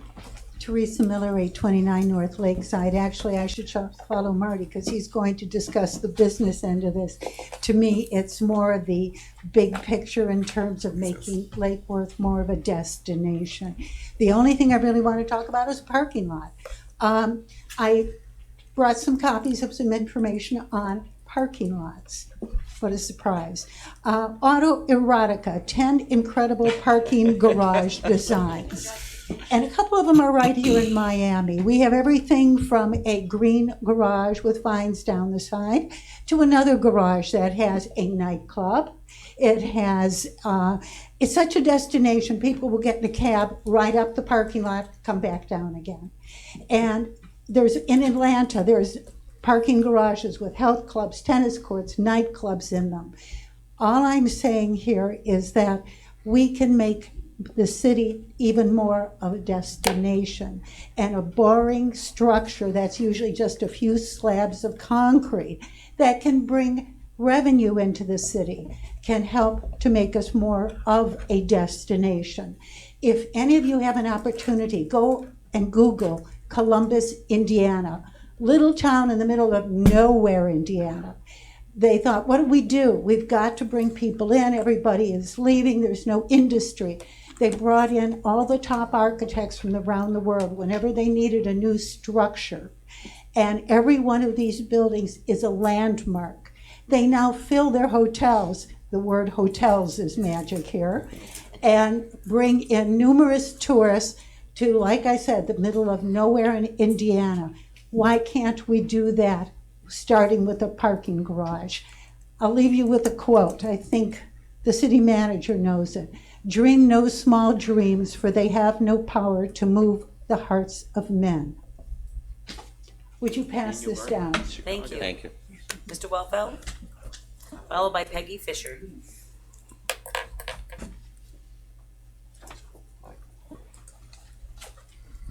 Marty Wellfeld, 829 North Lakeside, with her. I guess I'll just follow right up on Teresa's with a quote from one of the architects that was most famous in the area where I grew up, Chicago, Daniel Burnham, who laid out the city of Chicago. And I think the quote you just heard may actually have come from him, and that was, "Make no little plans, they have no magic to excuse me, to stir the men's blood." I've heard a lot of things discussed. All of them are great. There's a lot of money in play in the recommendations. It seems like almost more than is in play in the available funds, which makes me think back to the summer of 1985 when the price of oil fell to $10 a gallon. You saw see-through office buildings in Houston, Texas. The pawn shops would no longer accept any more gold Rolexes, and a very famous bumper sticker read, "Please God, give me one more oil boom. I promise not to piss it all away this time." So I ask you, regardless of what you do with the money in terms of active expenditures, how much are you going to put away for a rainy day fund? How much are you going to say is untouchable? How much are you going to be careful with? Now, back to parking. I like parking. Why do I like parking? Well, one of the primary economic engines of the city of Lake Worth happens to be our downtown business area. We always hear we don't want to be like the city to the south, Delray, because they have a terrible parking problem. Well, you know, the theory is better than the comment, because in theory you do want to be like Delray, where you're that popular, where you have a problem you have to work so hard to fix. I think we should be able to look at this in a forward-looking manner and say, if we take care of that problem now, we can have growth downtown, we can have ourselves a more attractive destination. Our merchants will do better, they'll sell more things, we'll get more of that 1 penny sales tax. Compound versus simple is always something that's a lot more attractive to me. So yeah, I really support the idea of parking garages, not for everything. I will say that parking at the beach, you gotta solve the problem of the beach before you go spend other money there. Thank you. Peggy Fisher, followed by Michelle Sylvester.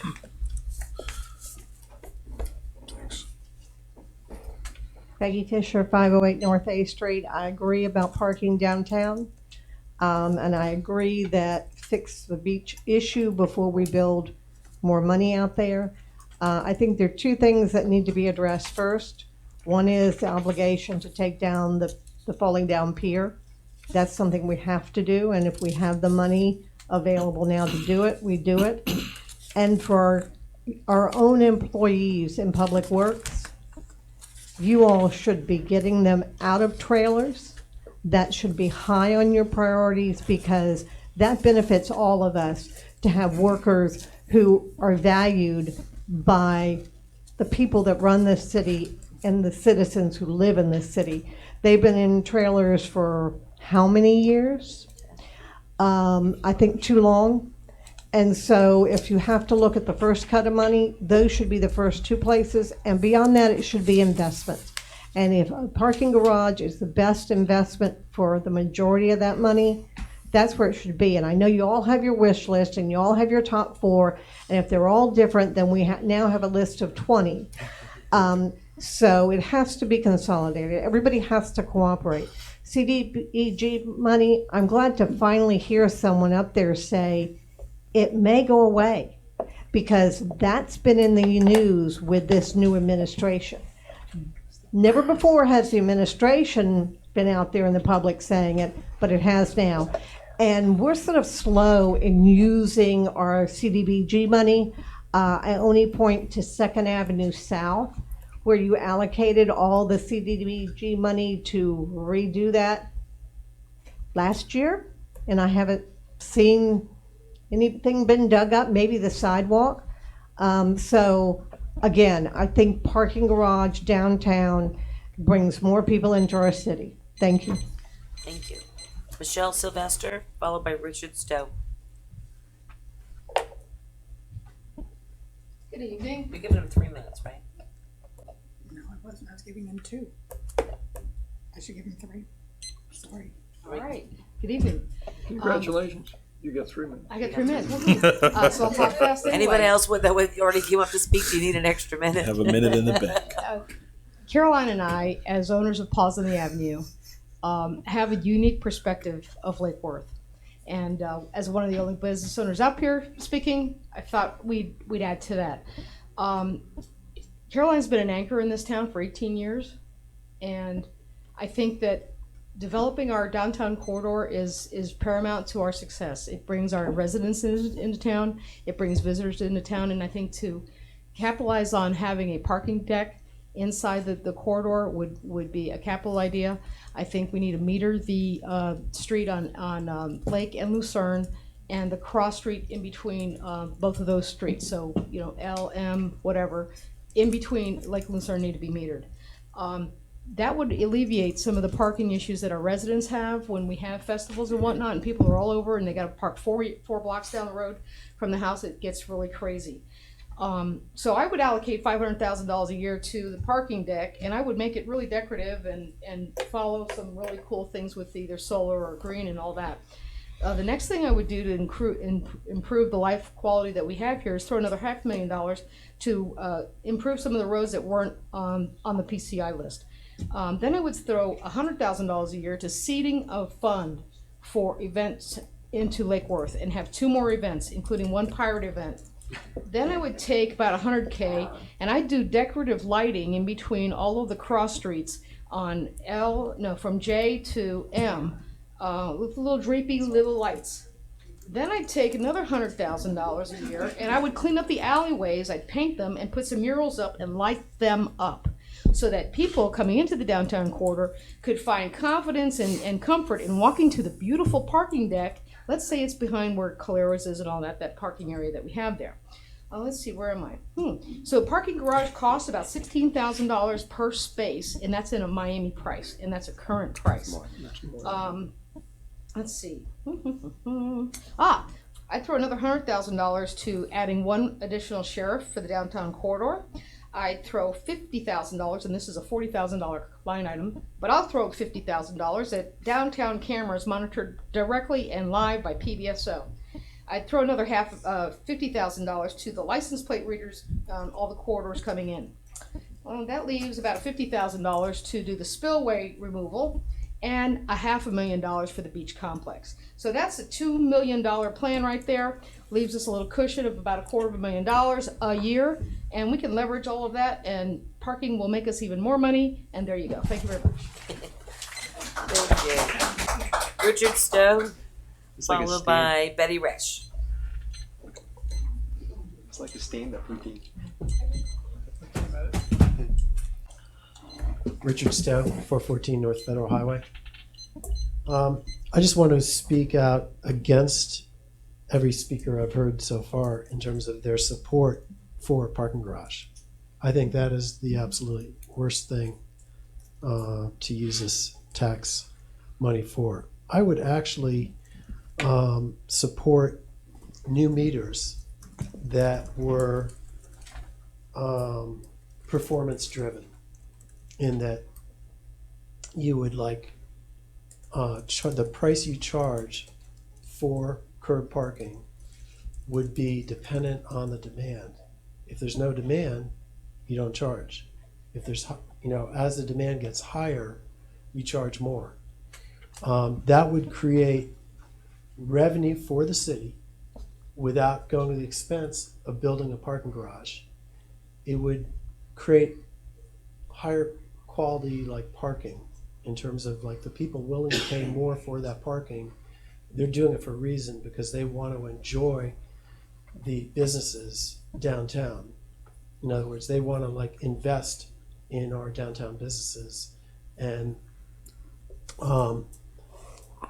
that money that's collected from those fees, I would create a district, downtown district, and then pour that money back in to making improvements for the city. So for the downtown, the area, the designated downtown area. I will leave it at that. And, thanks for your time. Betty Rash, followed by Richard Garcia. Hi, everybody. Good afternoon. Haven't seen you for a while. A rebuttal. I am totally in favor of a parking garage downtown. I, along with Carolyn and Michelle, are another anchor downtown. I'm on top of them. Can I say? I beg your pardon. I beg your pardon. They beg my pardon. Anyway, and I live 2 blocks from downtown. I live at 2nd Avenue South and L Street, so I'm really impacted by the events. I know that living downtown, I'm going to have overflow traffic in front of my house during the event. That's fine, I get that.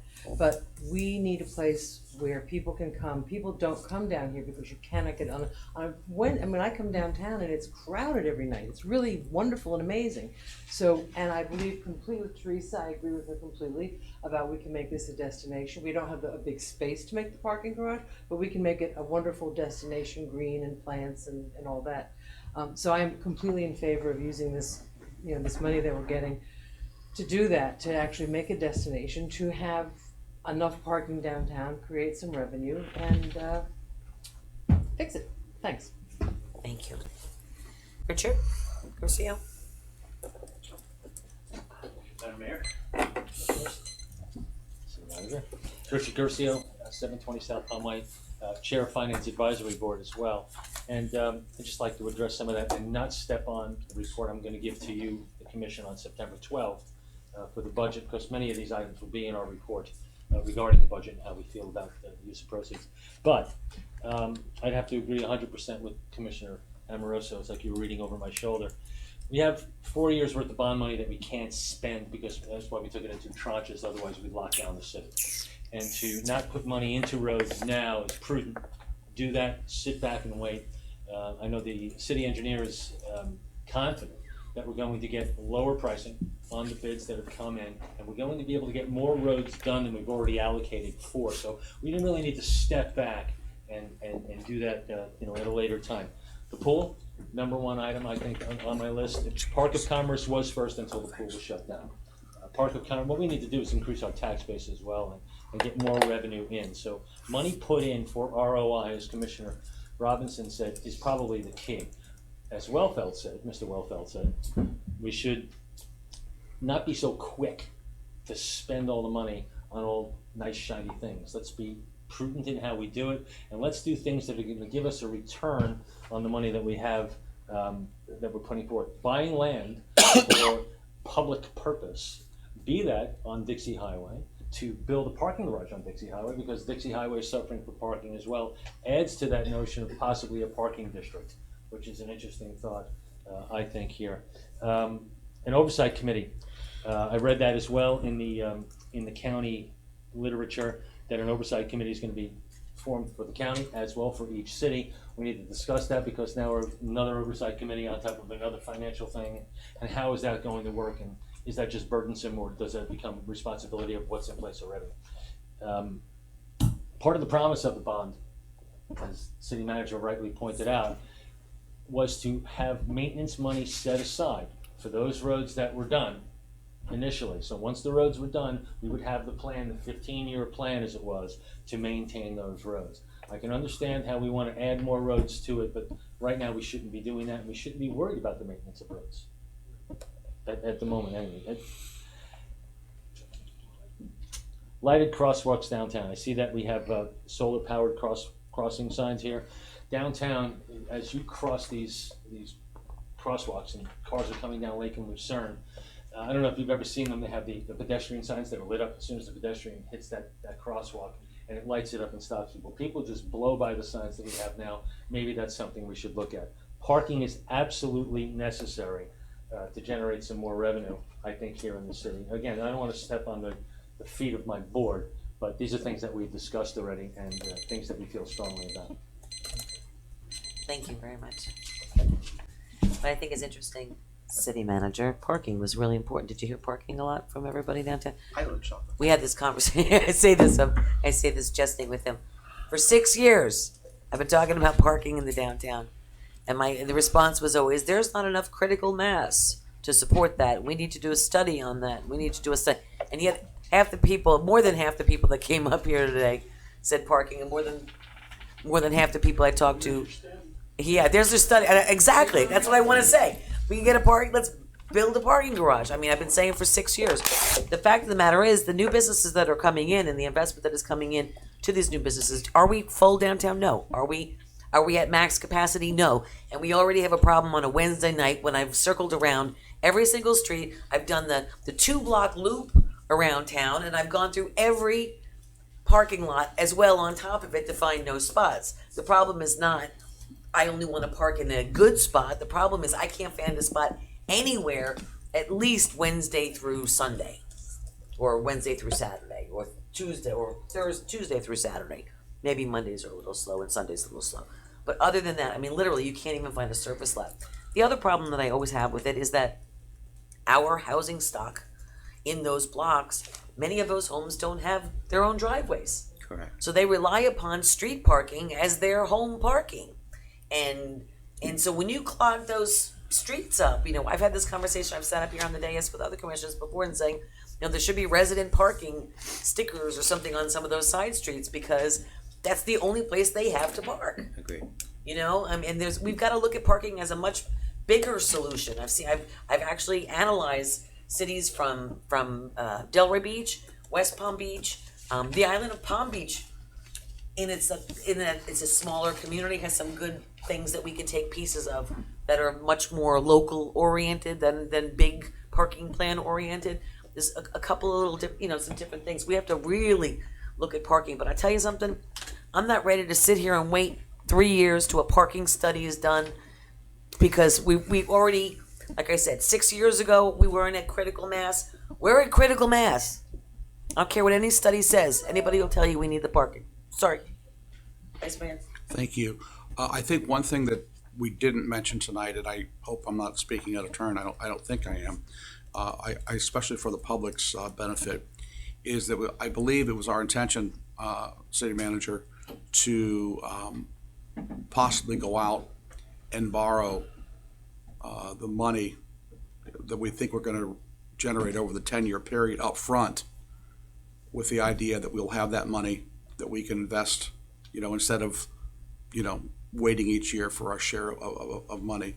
And there, of course, would be a little bit of debt service associated with that. Is that a correct statement? It's one of the scenarios which is first dependent upon what you guys want to do, right, and the timing of it. Obviously, if you feel the investment made in the shorter duration will have a bigger return beyond the interest in the long-term debt, it's a good investment. You never know, the price of oil may go up in asphalt. There's a lot of unknowns, and it's kind of your best guess. But that was one of the scenarios we looked at for getting the money in hand and putting these improvements in place quickly. It doesn't mean it's the only way to do it. I mean, no. Michelle did a nice layout there of how to do it as you go. I wish everything cost as much as Michelle thought they would cost, though, to get them completed. Exactly. That'd be really Or exciting. that those were actually legal to do. Or we could do more. The Pirate Fest was and it was Michelle's comments that prompted me to throw that out there, that we're Right. really not necessarily constricted Correct. to whatever we may generate on an annual basis, and have to deal with it on 1 year at a time and think, what are we going to do with this amount of money that we've got this year? Correct. We can look into the future, because we know perhaps we maybe borrowed the money up front, and we can plan into the future, as opposed to similar to what we do with CDBG. You never know exactly what the dollar amount is going to be, and you're always kind of chasing your tail trying to match the projects with what's available. It gives us greater flexibility when you do it that way to plan down the road. And it also speaks to the comments made by Richard Garcia. Obviously, we're not, if roads is part of our intention, as far as the use of this money, obviously, we're not gonna do any additional roads in these first 4 years because we already have a plan, okay? There'd be gridlock, we can't get it done. So, I just wanted to clarify that. And for what it's worth, I'm not a parking meter fan, but I thought the comment about the demand-based parking meters was kind of interesting.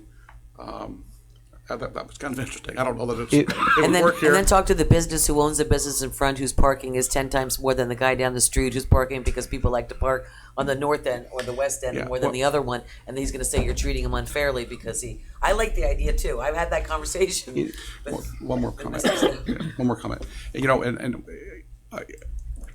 yes, we're going to have a very robust conversation and dialogue about parking because, you know, when our city was laid out back in the day, cars were not commonplace. Okay, so driveways were not necessary or thought of. So, and then of course, the homes that were built in the downtown core were intended to be for small families, maybe a little vacation opportunity. And now we have families living there that have multiple cars.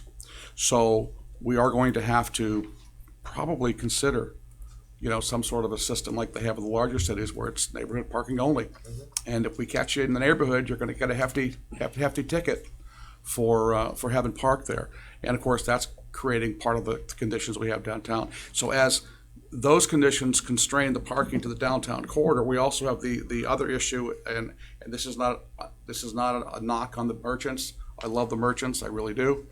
But the reality of it is a lot of our merchants continue to park on the street in front of their place. Yes. And, you know, believe it or not, I was in Winter Garden last week, and they have just in the last 3 or 4 years built a new parking garage with all the green stuff, vines. It was really kind of nice. And they don't pay for parking. It's free parking of the garage, and it's free on-street parking. And the conversation turned to, well, how do you levy tickets? You know, do you have a time limit for parking?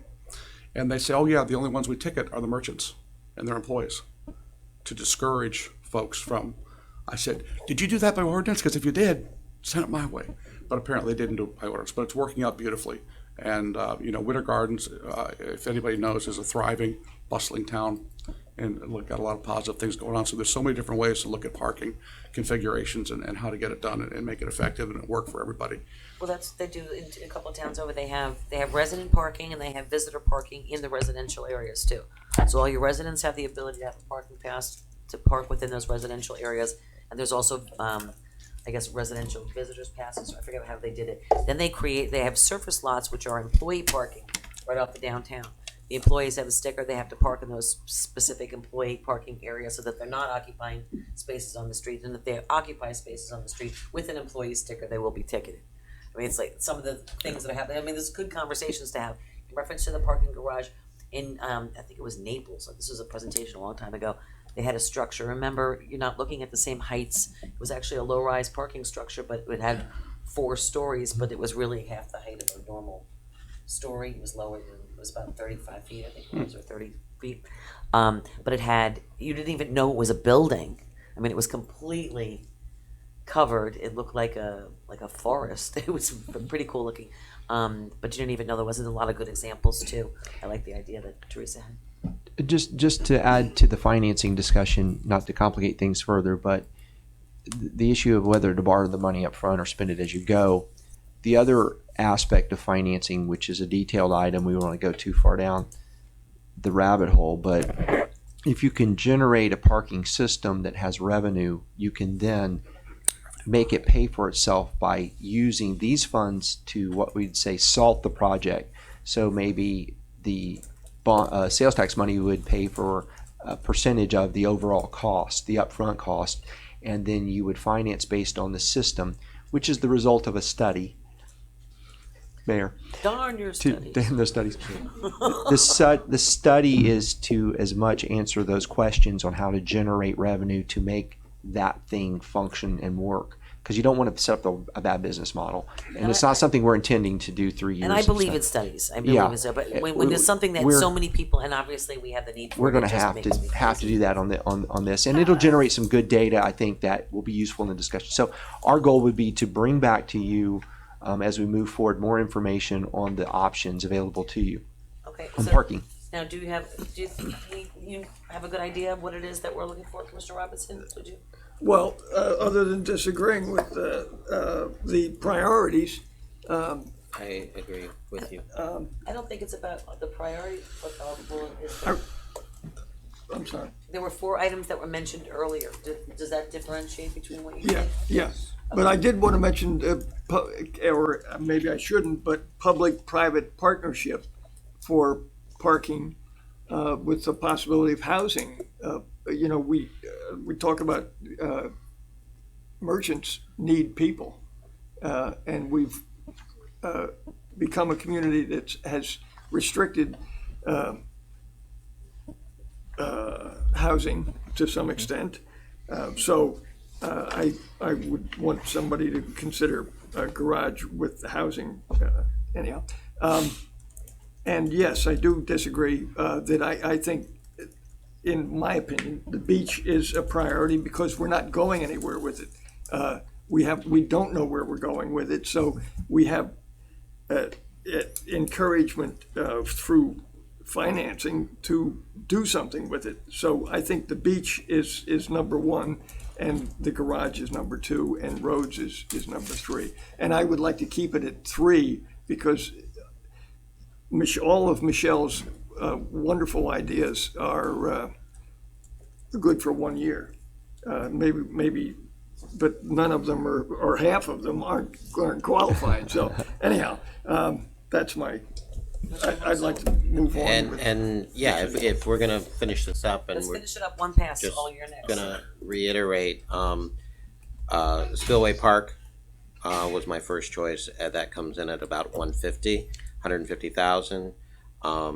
Parking garage would be in essence my number 1 because, like Commissioner Hardy said, you know, Spillway should be a no-brainer. So parking would be my number 1. Beach pool complex would be number 2, 3, and then the Simrac project. And if I heard you right, City Manager, the Simrac project, only a portion of it, about $400,000 could be used, which would be more. We're of a design. having a discussion, Commissioner, with the attorneys on exactly what could be committed towards that, if any. We're still in that limbo of trying to figure out. And then some of the other smaller things, the cameras, the readers, I think we need to aggressively look at grant funding for some of that. You know, I still think there's some grant funding for some of those smaller projects. So what's your 3 in order?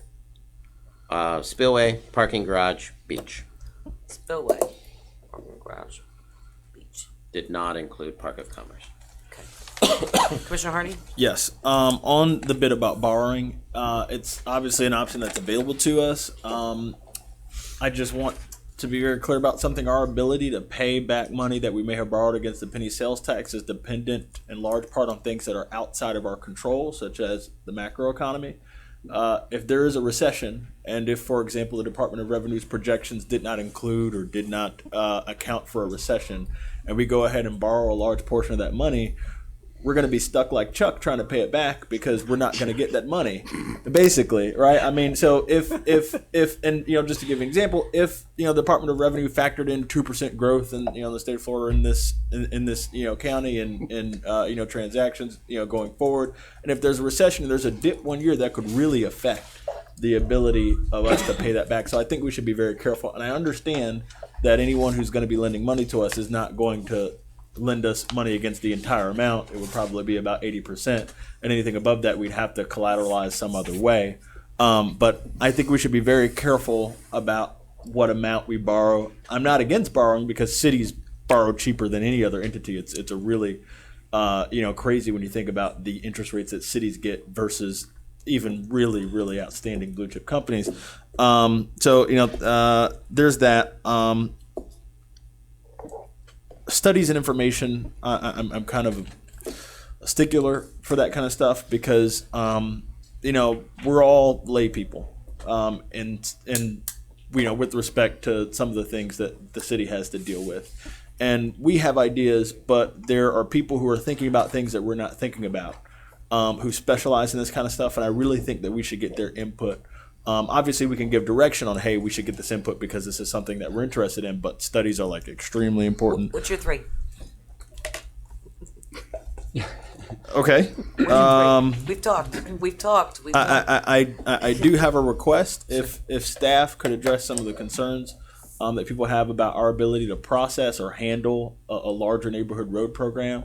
I've spoken with staff before. Some staff members didn't seem to think that it would be too difficult or too much of an issue for us to add roads to the neighborhood road program. I would like to hear that. But my 3, the Spillway Park is a no-brainer. It would be neighborhood roads that didn't make the cut that score at a certain level that suggests we need to address that. The second would be Park of Commerce. The third would be a parking garage. Second and third, they're really a tie for me. So again, what are the 3? Neighborhood roads, parking garage, and Park of Commerce. Okay. Vice Mayor? He looked on my sheet. No cheating. He cheated. Go ahead, Elizabeth. Roads, obviously, for me, Madam Mayor, Park of Commerce, and a parking garage. And again, I want to, remind everybody that in my mind's eye, parking garage and the Park of Commerce, these are economic development tools, and I'm going to continue to throw out, and that's going to be a big push for me going forward. I think it's time, as we talk about, what we're going to do with Dixie Highway. We're having the conversations about that, the intermodal transportation, and some of the other good things that are happening here in the city. I think it's really time we need to get in the game ourselves and start making the market instead of allowing the market to come in and try to dictate to us based on what's available, what in terms of land, how we're going to look when we grow up. So those are my 3 priorities. Thank you. It's very difficult because, when you mentioned, Commissioner Robinson, about public-private partnerships, it's so funny, you go to National League of Cities events and mayors conferences and you look at all these cities, especially cities challenged like from a 7 square mile standpoint like we are, and you say, how does that city be able to do it? We're 10 times better than them. We have more resources and amenities and they can do it. Well, they do a lot of those projects with, public-private partnerships, but, everyone's scared of them here. That means that they think that you're taking over something, or you're this, or you're giving something away. That's the way cities, become attractive and valuable in some places to do those types of things without giving out anything or giving away anything.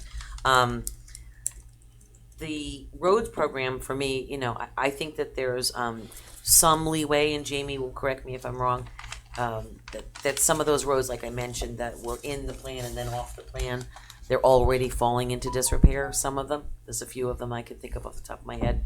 That I think that need to be addressed in it. Again, I kind of agree. You guys have changed my mind on some things here tonight. That we shouldn't look at that as the quick fix, or as it that we're gonna probably have monies, because we were very conservative in our road plan. So I'm not looking to dump all of it down and say everything road now. Where if you would have asked me that a month ago, I would have said yes, everything road. So thank you all for your input on it. But I do believe that there is a certain percentage that really needs to be addressed that I think is starting to fall in disrepair that should be a part of that. And then we could sit back and see what monies we have left to invest in the long run. The one thing that I will be a stickler on, though, in regards to that is maintenance. And not some fraction of what maintenance budgets should be. Something that sets us up for the future. And all of the commissions that come along after us, that they can never point the finger at any other, at this current commission or the ones before us and say, they didn't do the right thing. I never want to be put in that position. So that's moving forward. With that said, Park of Commerce to me is that type of investment. We're looking at the businesses. I mean, having worked with the Business Development Board, on a recent event out at the Park of Commerce, and it was incredible. And you would not believe how supportive they are of this thing. The businesses that are lining up and looking to relocate out there and to do amazing things. I mean, to think about it, we've got 250,000 square feet of flex space that the semis can't get in and out of the roadway, that they can't lease the spaces because the semis can't turn. It's ridiculous. When you think of, the number 48, people say, well, what 4,800 jobs? Built out, in a possible way, the businesses could attract 4,800 jobs. Anything more than 2,000 jobs, anything more than 10 jobs in our city that is being locally created is good. The fact that they can produce up to thousands of jobs is pretty incredible. And that is also, remember, the Park of Commerce, why I keep bringing this up is with the extra homestead exemption, that'll now go up from 50,000 to 75,000. The majority of our homes valued at $125,000. Our tax revenues, what we bring in as a city, is going to go down. When people claim that, yes, it has to go up for a vote, but that money will go down. How do we make up for that? The commercial investment that's not confrontational, it's out along, away from the residential neighborhoods, can bring in some of this extra tax base that will help us to provide the same level of resources and amenities that we've been used to doing when we're going to lose a considerable amount of tax revenue. Something to think of. Garage, like I said, downtown needs it. It's needed it for a long time, and that's that. What are your three? Roads, Park of Commerce, garage, and beach. I don't know how. This is a conversation we're going to have together because the business model doesn't work. It needs to work. We have to fix it, and it's going to need money pumped into it from somewhere, and we don't have the money in the general fund. So abracadabra, make that happen. Agree. Just one quick comment. As I'm sitting here thinking about. Then everyone's going to have one comment. That's, So and I think I'll be done unless you guys stimulate me further. Because nobody understands one comment. They have to make a comment on top of the comment. Did that come out right? I don't think that came out right. I'm sorry. But some of the things which is why Herman sits all the way at the other end of the dais. Exactly. Okay. But some of the things that came from the left side of the dais here, like Spillway Park and even the license plate readers and things like that. When you look at the cost of those items in the context of the bigger picture, they're relatively insignificant. And I certainly would be supportive of us coming to an agreement that maybe we can come up with a lump sum dollar value out of this, that we could do these one-off things, the Spillway Park and maybe license plate readers or whatever. I don't want us to get hung up into thinking, well, geez, 3 out of the 5 of us didn't ask for a Spillway Park and maybe it won't get done. But we agree that needs to get done. And I think that's, the way we need to approach it. Thank you. Thank you. I agree in that. All right, then. No, don't. No. No. Overtime. No, not overtime. If he talks, now everyone's going to. We play 4 quarters and we're over. Do you need one more pass? Well, I Mr. Amoroso. to piggyback on that, I just want to make sure that staff is clear that when we look at it again, we need numbers. I had some of the numbers here because I'm familiar with some of it, but what does the readers look like? What do the additional cameras look like? Park of Commerce, we've gone back and forth to Tallahassee and gotten $3 million. Does $3 million work in the Park of Commerce right now, or is it $4 million? We need exact numbers so when we come back around, we know exactly what we're looking at. And I agree with the Vice Mayor that, we can probably piggyback some of these and put them because they're smaller numbers, but we need to know what those exact numbers look like. Hey, you guys should all come here and said, I think that we should do X, Y, and Z. X, Y, and Z. X, Y, and Z. Okay? I'll entertain a motion to adjourn. That was all you were asked to do today. So moved. If I may, Madam Mayor, just to recap and clarify a couple of things. When it speaks to the oversight committee, the city has the option to either create its own oversight committee or simply piggyback off the oversight committee formed by the Palm Beach County League of Cities. Correct. So unless there's direction to do otherwise, that's the direction we're going to go with, is submitting our information to the County League of Cities and allowing them to kind of be that clearinghouse per se, once we narrow down our project list. And it was mentioned earlier, and Jamie Brown's here in the audience. Staff is prepared and ready to be able to add more roads to our road program. We would simply program in where the $40 million left off. Would probably exclude roads that don't have the water and sewer component, as that wasn't in a 5-year plan. But we can definitely add to that list. So I just wanted Let me clarify why. They're mill and resurfacing roads because we did with the bond the major tear up and reconstruction projects. This is the next bite if you do any above that. So they go faster. Madam Mayor, could I ask a question of staff on that? Oh, of course. Would it gridlock the city?